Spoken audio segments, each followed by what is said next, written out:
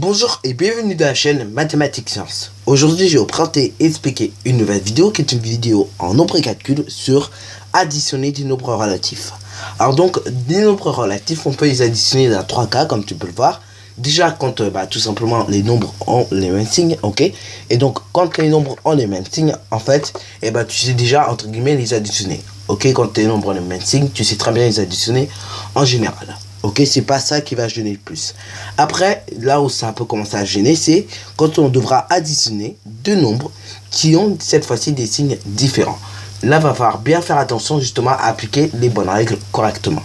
Et après, tout simplement, le troisième cas, là, on sera confronté à additionner tout simplement plusieurs nombres relatifs. Ok, tout simplement en appliquant les deux premières règles que nous aurons vues dans les deux premières méthodes. Bon, sur ce, allons-y donc pour parler de l'addition de nombres relatifs avec déjà des nombres qui ont le même signe. Donc là, on voudrait calculer justement A qui est égal à 7 plus 3 et B qui est égal à moins 8 plus moins 5. Donc déjà, on va garder le même signe pour le résultat, ok, parce que tout simplement, les nombres, ok, ont les mêmes signes. Donc, pour A, ce sera plus, ok, et pour B, ce sera moins. Ensuite, on ajoute les parties numériques entre elles, ok, et après, on donne le résultat. Donc, quand on ajoute des parties numériques, ça nous donne 7 plus 3 égale 10, 8 plus 5 égale 13. Et ensuite, on donnera tout simplement le résultat. Donc, du coup, 7 plus 3 est égal à 10, ok, et pour B, moins 8 plus moins 5 est égal à moins 13. Alors, comme tu as pu le remarquer pour cette expression-là, pour l'expression A, j'ai fait ce qu'on appelle une simplification d'écriture. Ok, c'est-à-dire qu'en fait, au lieu de mettre plus, et après je répète à nouveau plus, ça évite d'ailleurs de faire des répétitions à l'oral, ce qui est par moment un peu gênant, justement, j'ai levé le signe plus, tout simplement pour faciliter la lecture. Ok, donc ça s'appelle une simplification d'écriture en termes d'addition et de soustraction de nombres relatifs. Donc maintenant, ça serait bien justement qu'on s'intéresse justement à tout simplement additionner des nombres qui ont cette fois-ci des signes différents. Allons-y donc. Donc là, on voudrait calculer C, ok, qui est égal à moins 7 plus 3, ok, et D qui est égal à 8 plus moins 5. Ok, donc là tout simplement on va garder en fait le signe du nombre qui a la plus grande partie numérique. Pour le cas numéro C, du coup on compare 7 et 3 et le plus grand c'est 7, donc du coup le signe sera moins 7. Et pour D, on compare 8 et 5, 8 est plus grand, donc dans ce cas là le signe est plus 8, ok, ou le signe est positif, ok.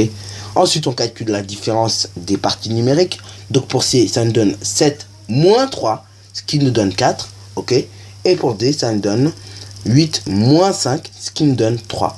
Ok, et ensuite on donne le résultat. Donc, moins 7 plus 3, ça nous donne moins 4. Et 8 plus moins 5, ça nous donne 3. Ok, voilà. Donc là, c'est pour l'addition de nombres qui ont des signes différents. Maintenant, voyons l'addition tout simplement de plusieurs nombres relatifs. Donc là, on voudrait calculer l'expression E qui est égale à 15 plus moins 7 plus 4 plus 11 plus moins 8. Donc là encore une fois j'ai fait des simplifications d'écriture pour tout simplement la lecture à l'oral. Ok, donc le signe plus on n'est pas toujours obligé de le mettre. Enfin c'est même pas qu'on n'est pas toujours obligé de le mettre, c'est qu'on n'est pas forcément obligé de le mettre. Ok, donc alors déjà on peut éventuellement ajouter les nombres positifs entre eux, ce qui nous donne à ajouter 15 plus 4 plus 11, ce qui nous donne d'ailleurs 30. Ok, et ensuite on ajoute tout simplement les nombres négatifs entre eux, ce qui nous donne à ajouter moins 7 plus moins 8, ce qui nous donne moins 15. Ensuite, on calcule la somme des deux nombres obtenus. Et là, attention, à ton avis, qui va remporter entre plus 30 et moins 15? Oui, ça sera plus 30 qui va le remporter. Parce qu'on vient de le voir dans la règle numéro 2, donc dans la méthode numéro 2, que justement, les nombres, le signe qui est gardé, ok, on garde toujours le signe de la plus grande partie numérique, ok, du chiffre qui a la plus grande partie numérique. Si le chiffre a une plus petite partie numérique, on ne garde pas le signe. Par contre, si le chiffre a une plus grande partie numérique que l'autre, on gardera le signe. Donc là, en l'occurrence, 30 et 15, quel est le plus grand? C'est 30, ok. Donc dans ce cas-là, on prendra le signe plus 30. Donc là, Après, on va calculer tout simplement la différence, à savoir 30 moins 15, ça nous donne 15, ok? Et donc voilà, sur ce, c'est déjà la fin de cette vidéo. Alors si tu as bien aimé, n'hésite surtout pas à liker, à commenter, et bonne réussite à toi en mathématiques et en sciences.